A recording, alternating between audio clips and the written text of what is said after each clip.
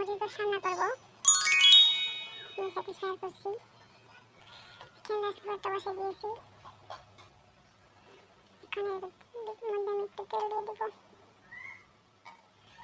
তেলটা অল্প করে নিয়ে দেবো, কারণ গোশত অল্প। গরম হচ্ছে তাই এখানে তেল দিয়ে দিলাম। তেলটা হালকা করে ভেজে নেব।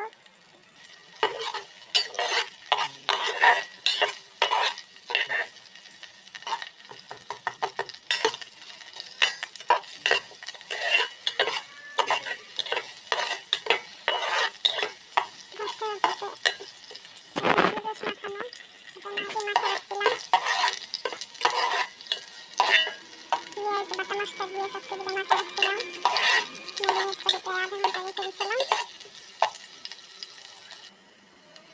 পেঁয়াজ ভাজাটা হয়ে গেছে, এখন আমি এখানে এলাচ আর দারচিনি দিয়ে দেবো। তেজপাতাও দেওয়া যায়, যে তেজপাতা অল্প সময় কোথায় রাখছি।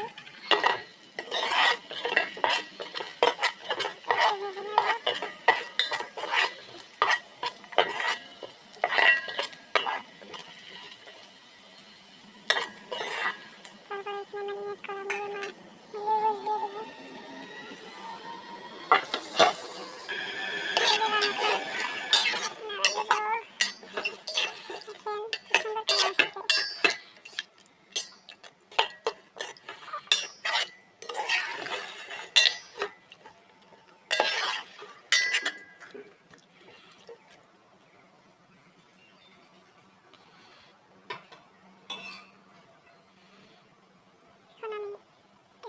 ঢাইকে দিব।